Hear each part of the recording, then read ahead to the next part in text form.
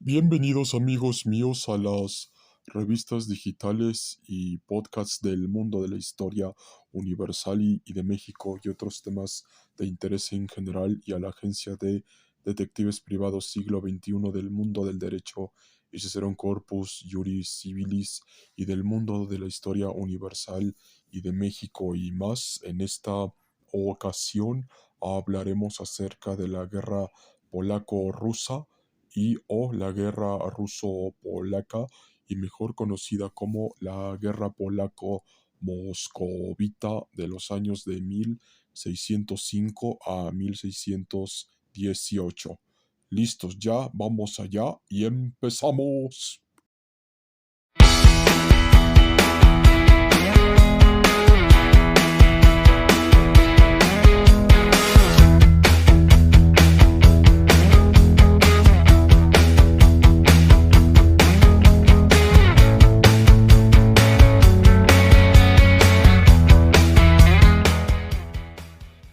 A toda nuestra comunidad histórica y no histórica, legal y no legal, les leeremos el siguiente relato de la guerra polaco-rusa, la guerra ruso-polaca y mejor conocida como la guerra polaco-moscovita y la guerra ruso-polaca en general, y reza de la siguiente manera.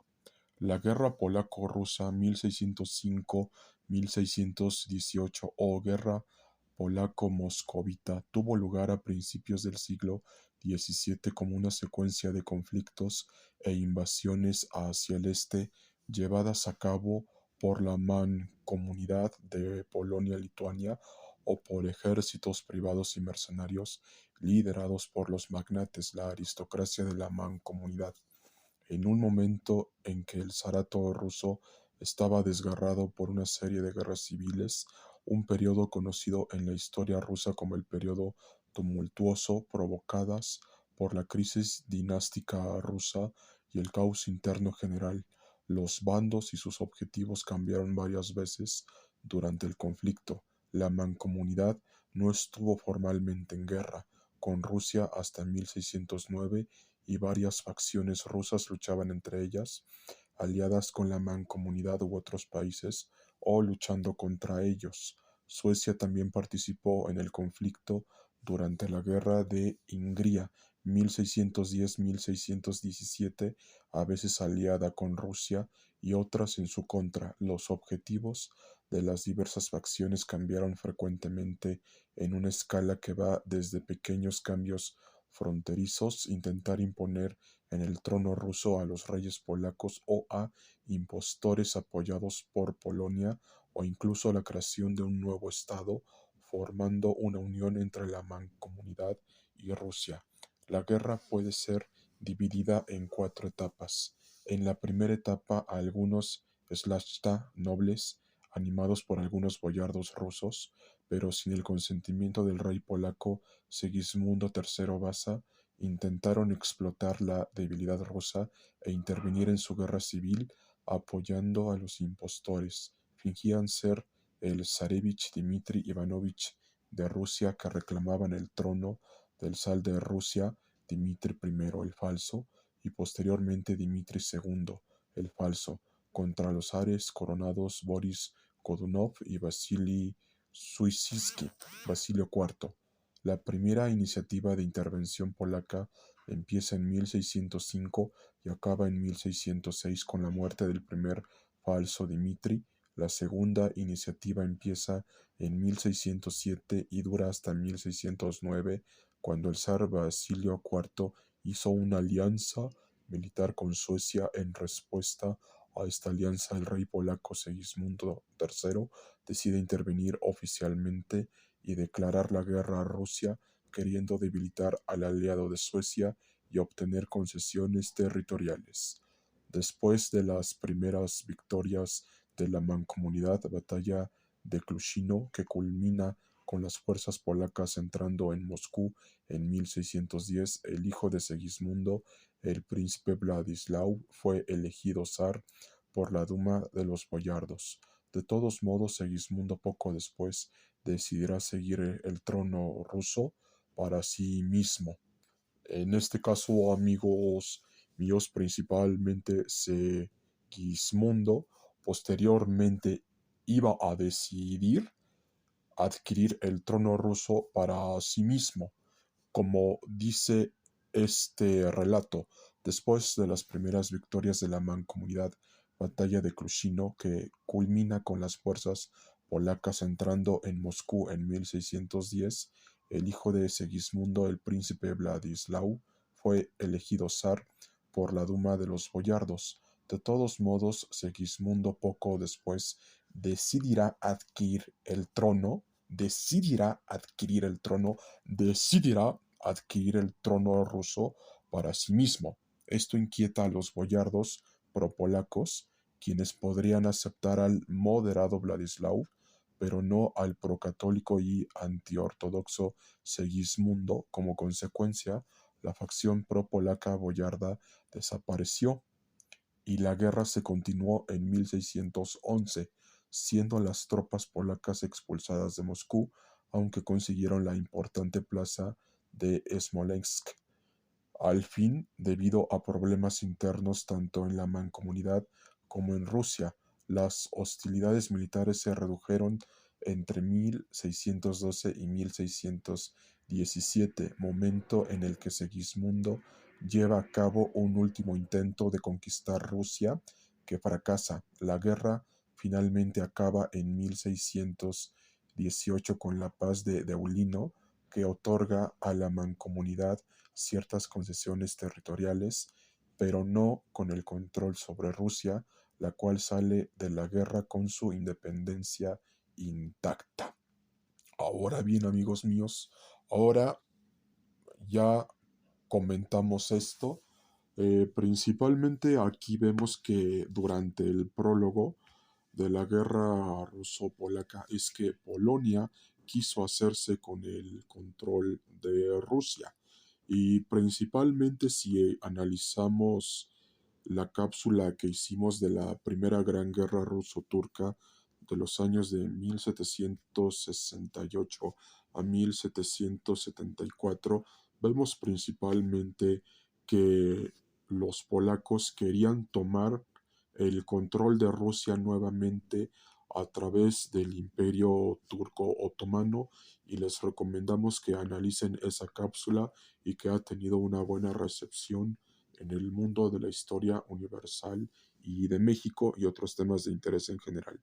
Ahora bien, continuamos con el relato de antecedentes de la guerra y reza de la siguiente manera. A finales del siglo XV y principios del XVI, Rusia estaba en un estado de crisis política y económica. Después de la muerte del zar Iván IV el Terrible en 1584 y la muerte de su hijo menor, el zarevich Dmitri, en 1591, varias facciones competían por el trono del zar. En 1598, Boris Godunov fue coronado como zar, marcando el final del gobierno de la dinastía rúrica que duraba ya siglos. Mientras que sus políticas fueron moderadas y bien intencionadas, su gobierno estuvo manchado por la percepción general de que su legitimidad como zar era cuestionable y las supuestas alegaciones sobre su involucración en el asesinato que puso fin a la línea rúrica, el del pequeño Dmitri, mientras que Godunov supo mantener a la oposición bajo su control, no fue capaz de aplastarla completamente como añadidura a sus problemas. Los primeros años del siglo XVII fueron extremadamente fríos. La caída de temperatura se sintió por todo el mundo, probablemente causada por la erupción de un volcán en Sudamérica. En Rusia, este enfriamiento resultó en una gran hambruna que devastó el país entre 1601 y 1603. A finales de 1600, una embajada polaco-lituana, encabezada por el gran canciller de Lituania, Liub Sapieha, conjuntamente con Elias Birkmowski y Stanislav Swarzywski, llegó a Moscú proponiendo una alianza entre la Mancomunidad y Rusia que incluiría una futura unión personal. proponía que tras la muerte de uno de los monarcas sin herederos, el otro se convertiría en el gobernante de ambos países. El zar Godunov declinó la propuesta de unión y únicamente accedió a extender la tregua de la paz de Ham-Zapolsky, que había puesto fin a las guerras moscovita-lituanas del siglo XV durante 22 años más, hasta 1622. Segismundo y los magnates de la mancomunidad eran conscientes de que no serían capaces de llevar a cabo ninguna invasión seria de Rusia, ya que su ejército era demasiado pequeño, su tesoro estaba siempre vacío y la guerra carecía del apoyo popular. De todos modos, al ver la situación en Rusia deteriorada, el rey y algunos de los magnates, especialmente aquellos que poseían tierras y fuerzas cerca de la frontera, comenzaron a vislumbrar una manera de sacar provecho del caos y de la debilidad de su vecino oriental. Estos planteamientos se demostraron de fácil realización, ya que, mientras tanto, muchos boyardos rusos, descontentos con la guerra civil vigente, intentaron convencer a varios vecinos, incluyendo a la mancomunidad, para que intervinieran. Algunos de ellos buscaban su propio provecho, intentando organizar sus apoyos para su propia ascensión al trono ruso. Otros, animados por la atractiva libertad dorada que regía las relaciones entre la aristocracia y la mancomunidad, planearon conjuntamente con algunos políticos polacos la manera de llegar a algún tipo de unión entre los dos estados. Aún otros boyardos intentaron ligar su destino al de Suecia en lo que sería conocido como Campaña de la Gardie y la Guerra de Hungría. Los partidarios de una unión Polonia-Lituania con Rusia propusieron una unión similar a la Unión de Lublin, original polaco-lituana, que incluyera una política de exteriores y militar común, el derecho para la nobleza de elegir el lugar donde vivir y donde comprar terrenos, la retirada, la retirada de las barreras para el comercio y el tránsito, la introducción de una moneda común, incrementar la tolerancia religiosa en Rusia, especialmente el derecho a construir iglesias de confesiones no ortodoxas y el envío de los hijos de los boyardos rusos a academias más avanzadas polacas, como la Universidad Jagiellonica. De todos modos, este proyecto no tuvo nunca muchos partidarios. Muchos boyardos temían que la unión con la predominantemente católica Polonia-Lituania pondría en peligro las tradiciones ortodoxas rusas, por lo que se oponían a cualquier cosa que amenazara la cultura rusa, especialmente en lo referente a las medidas orientadas a reducir la influencia de la Iglesia ortodoxa, los matrimonios interconfesionales y la educación en las escuelas polacas, que ya habían llevado a la polonización de las tierras rutenas bajo control polaco. Ahora hablaremos de las causas que fue la primera invasión polaca de 1605 a 1606, y reza de la siguiente manera. Durante la mayoría de su reinado en el siglo XVII, Segismundo III estuvo ocupado en problemas internos como la guerra civil en la Mancomunidad, las guerras con Suecia y las guerras en Moldavia. A pesar de todo, cuando el impostor Dimitri I el Falso apareció en Polonia en 1603, encontró rápidamente el apoyo entre poderosos magnates como Michal Wisłocki, Oliev y Jan Piotr Sapieha, quienes le financiaron para la campaña contra Godunov. Los magnates esperaban conseguir ganancias materiales de la campaña y el control de Rusia mediante el falso Dmitri. Por añadidura, tanto los magnates polacos como los boyardos rusos tenían planes para la unión entre la Mancomunidad y Rusia de una manera similar a la que Lyub Sapieha había planteado a Godunov, y este había rechazado en 1600. Finalmente, los partidarios del catolicismo vieron en Dmitri un medio para extender la influencia de su iglesia hacia el este.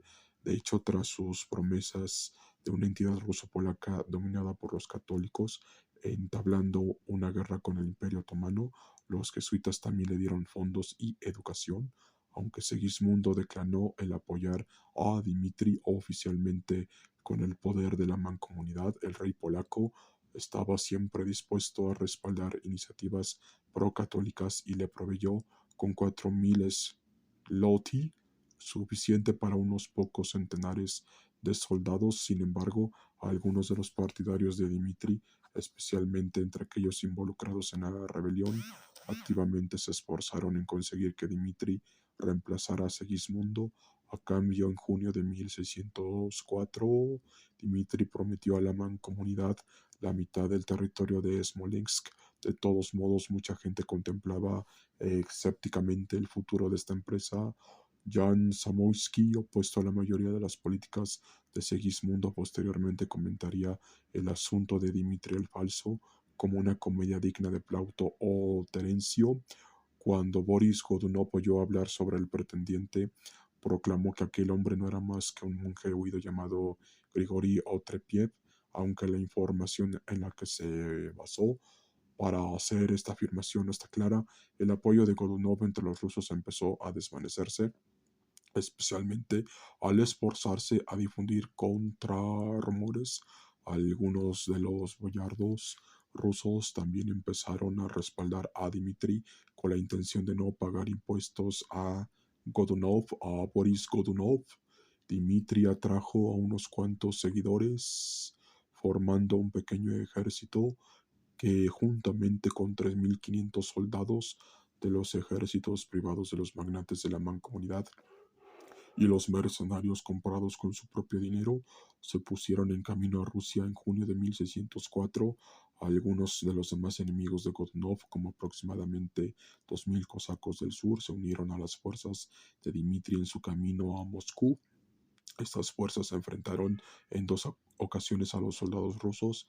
En la primera ocasión en Novgorod-Siversky venció a Dmitri, consiguiendo poco después el control de Chernigov, Putilkin, Sevsk y Kursk. En la segunda, la batalla de Dobrysnichy perdió, quedando su ejército prácticamente desintegrado. La causa de Dmitri se salvó solo por las noticias de la muerte del zar Boris Godunov. Y amigos míos, aquí viene lo interesante. Aquí se nos menciona lo siguiente: la muerte repentina del zar el 13 de abril de 1605 supuso la retirada del principal obstáculo para los avances de Dmitri. Las tropas rusas empezaron a pasarse al bando de este último, de modo que el 1 de junio los boyardos de Moscú encarcelaron al recientemente coronado zar Teodoro II, el hijo de Boris, y a su madre, asesinándolos poco después. El 20 de junio el impostor hizo su entrada triunfal en Moscú, siendo coronado zar el 21 de julio por un patriarca de su propia elección, Ignacio, quien como obispo de Riazán había sido el primer jerarca eclesiástico en reconocer a Dmitri como zar. La alianza con Polonia fue reforzada por su matrimonio per procura con un representante en Cracovia, con la hija de Jeris Nesnech, Marina Niesech, una noble polaca de la que Dmitri se había enamorado durante su estancia en Polonia. La nueva zarina ofendió a muchos rusos al rechazar convertirse a la fe ortodoxa rusa. El rey de la mancomunidad de Segismundo fue un preeminente invitado a su boda. Marina pronto marcharía para Moscú para unirse a su marido, donde sería coronada como zarina en mayo. A pesar de que el gobierno de Dmitri no tuvo muchos fallos o equivocaciones significativas, su posición era débil. Muchos boyardos sintieron que podrían ganar más influencia o incluso el trono para ellos mismos, y muchos también se sentían cautelosos ante los avances de la influencia cultural polaca, especialmente en vista de la dominación creciente sobre su corte de los extranjeros que había traído consigo de Polonia. Las libertades doradas que declaraba como iguales a todos los nobles eran respaldadas por la nobleza menor, pero amenazaban a los boyardos más poderosos. Así, los boyardos encabezados por el príncipe Vasily Suisky empezaron a conspirar contra Dmitri y su facción pro-polaca, acusándolo de homosexual. Aquí, amigos míos, la homosexualidad era castigada penalmente. Esto es principalmente lo que se nos menciona en la primera invasión polaca. Así es, aquí dice, acusándolo de homosexual, de difundir el catolicismo y las costumbres polacas y de vender Rusia, los jesuitas y el Papa. Si entendemos este texto, amigos míos, dice de la siguiente manera: a pesar de que el gobierno de Dmitri no tuvo muchos fallos o equivocaciones significativas, su posición era débil.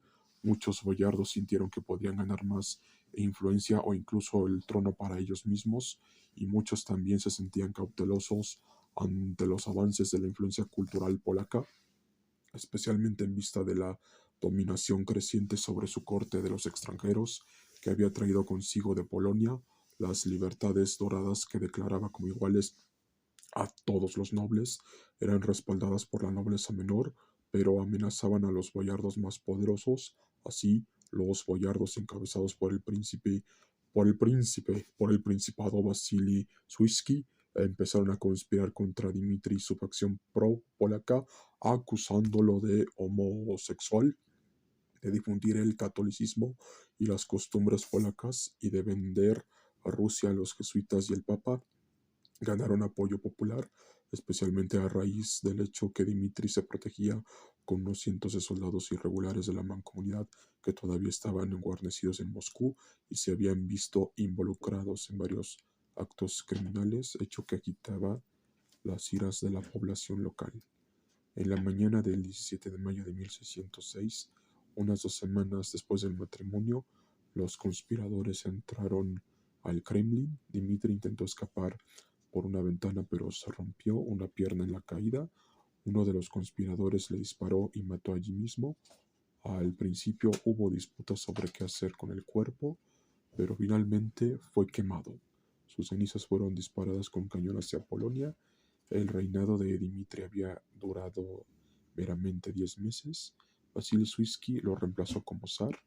Alrededor de 500 partidarios de Dmitri fueron ejecutados, encarcelados u obligados a abandonar Rusia. Aquí, amigos míos, principalmente ya vemos que principalmente la guerra entre Rusia y Polonia ya estaba a otro nivel, porque Polonia principalmente quería hacerse del control de Rusia y en un sentido parcialmente lo había logrado, pero en lo demás no. Y esto se vería posteriormente en la primera gran guerra ruso-turca de los años de 1768 a 1774. Pero con estas invasiones vemos que Polonia siempre quiso hacerse con el control de toda Europa, pero no contaban que Rusia, el gran imperio ruso, era el más poderoso en aquellos tiempos, antes de su cruel derrota ante los japoneses en la guerra ruso-japonesa. Sí, amigos míos, en la guerra ruso-japonesa, en la gran